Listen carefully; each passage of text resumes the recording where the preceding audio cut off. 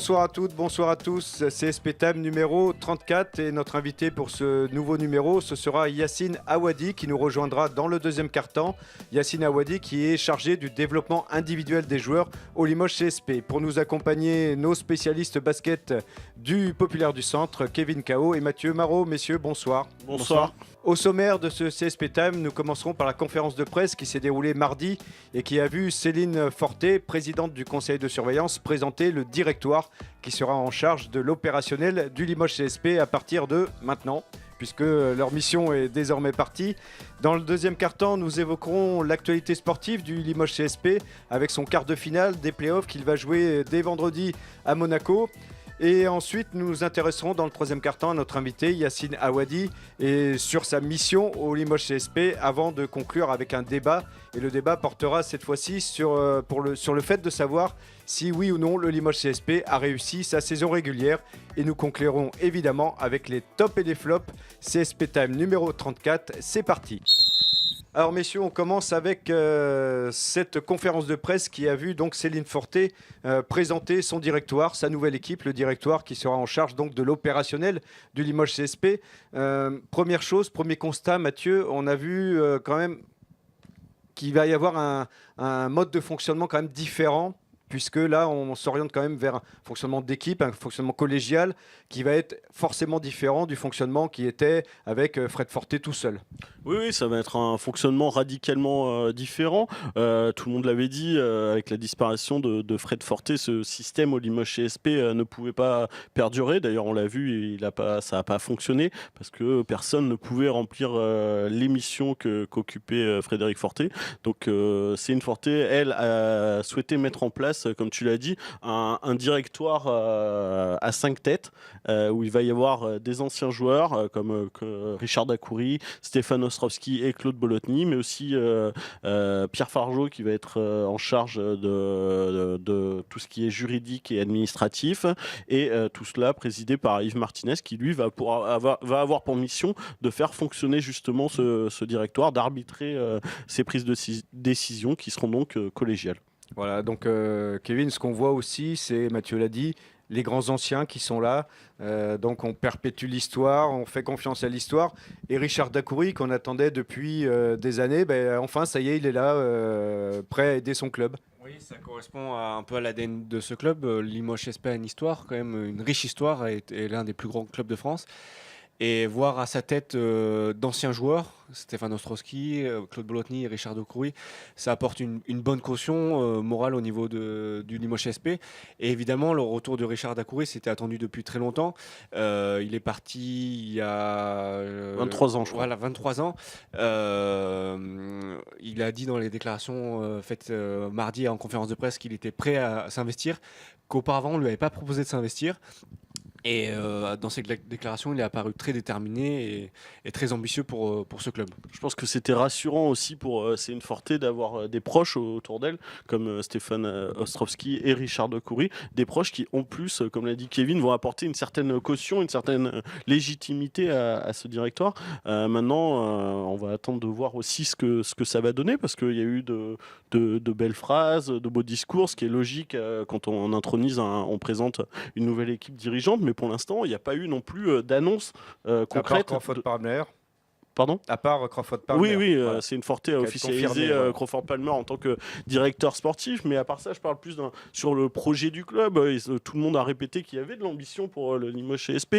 C'est inhérent de toute façon à ce club, mais pour l'instant, on ne sait pas comment ils vont parvenir à leur fin. On voit que la formation sera visiblement un axe important de ce projet, mais pour le moment, on n'en sait pas beaucoup plus. Il n'y a pas eu d'annonce fracassante. Parce que justement, on se retrouve, je rebondis, désolé Jean-Christophe, sur ce que dit Mathieu, on se retrouve face à des problématiques. La première problématique, c'est est-ce que le budget au niveau des partenaires, est-ce que la saison, enfin tout ce qui s'est passé en crise interne et externe du Limoges CSP, est-ce que ça va ne pas faire fuir des partenaires, est-ce que ça ne va pas faire baisser le budget? Ça, c'est une première problématique. Là, c'est un joli bug, on pourra le mettre dans le bêtisier. Désolé. Mais ouais, c'est vraiment la première des choses, c'est garder un budget constant, voire l'augmenter. Et vu ce qui s'est passé au Limoges CSP, qu'on soit Ouais, qu'on soit pro ou non Céline Forté, ben, je pense que ça aura un impact sur le budget, De toute inévitablement. Ouais, de toute évidence, Mathieu, ils l'ont dit, ils vont diligenter un audit. Pour l'instant, ils sont un petit peu dans le flou quand même, hein. Oui, ils sont encore un petit peu dans le flou. Déjà, en ce qui concerne les partenaires, on l'avait écrit assez tôt dans la saison. Certains partenaires font plus que réfléchir à se désengager. Certains ont déjà pris la décision de se désengager du Limoges CSP. Malgré l'arrivée de la nouvelle équipe. Oui, mais je pense que la décision avait été prise avant, surtout. Voilà, et le budget va un petit peu diminuer, enfin en tout cas en termes de partenariat privé, je pense. Et maintenant, il va falloir attendre le résultat, comme tu l'as dit, de l'audit qui a été diligenté par la nouvelle direction pour savoir quel sera exactement le budget. Mais il n'y a pas beaucoup de temps à perdre parce que le budget doit être présenté à la LNB au plus vite et aussi à l'Eurocup. Début juin, donc on va y arriver vite, hein. Mais aussi à l'Eurocup parce que l'Eurocup attribue ses wildcards aussi en fonction du budget. Donc c'est vraiment très important. C'est la priorité numéro 1 des dirigeants aujourd'hui. Alors, on a vu que Yves Martinez était le président du directoire, mais ce qu'on a bien compris, c'est que le principal interlocuteur et communicant, ce sera Richard Dacoury. Oui, Richard Dacoury arrive avec un poste à la fois de vice-président du directoire et de porte-parole du directoire. Donc c'est lui qui devrait, je pense, s'exprimer sur les grandes décisions, les décisions stratégiques que va prendre le Limoges CSP. Donc ils ont confirmé l'arrivée de Crawford Palmer et ils ont aussi confirmé que François Perronnet avait bien signé une prolongation de contrat de 2 ans en février de cette année. Donc là, on nous a dit il est sous contrat.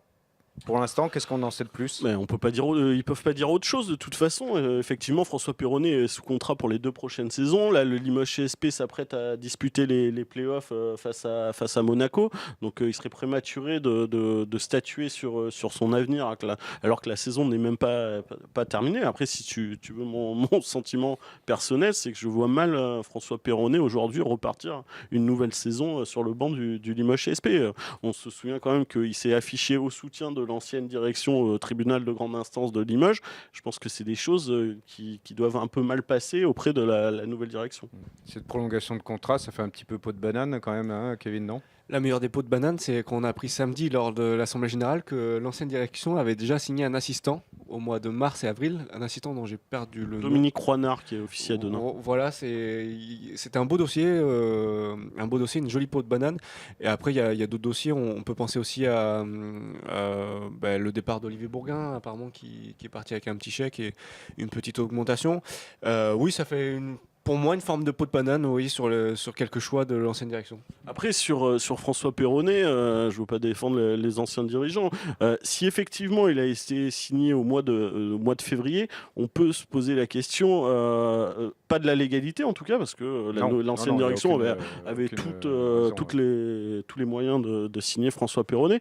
Après, est-ce que c'était pas un peu tôt déjà à cette période, en restant sur le choix purement sportif? Est-ce que dès le mois de février, c'était pas un peu tôt pour prolonger son coach depuis 2 ans, qui est pour 2 ans, alors qu'il était en poste depuis le mois de décembre ou le mois de novembre, je sais plus. Tout en sachant que pas pour les défendre, mais je crois qu'il restait sur 7 victoires consécutives. En fait, je pense qu'il était sur une série de victoires. Non, le bilan était bon à ce moment-là. Dit que c'est notre magicien et qu'il va continuer jusqu'à la fin de la saison. Est-ce que c'est pas précipité? Je suis entièrement d'accord, mais juste en plus à ce moment-là, les affaires avaient bien avancé, ça allait pas forcément dans le sens de la nouvelle équipe, de l'ancienne équipe, pardon. Oui, c'est pour ça que ça ressemble quand même à un petit coup bas, parce que François Perronnet est prolongé après seulement quelques mois. En plus, il n'y avait pas d'impératif à le prolonger, comme d'ailleurs le disait Yuri Verrieras dans nos colonnes à 2 reprises. François Perronnet disposait d'un contrat d'assistant coach qui allait déjà jusqu'en 2021. Donc il n'y avait aucune urgence vraiment à le prolonger en tant qu'entraîneur en chef du Limoges CSP.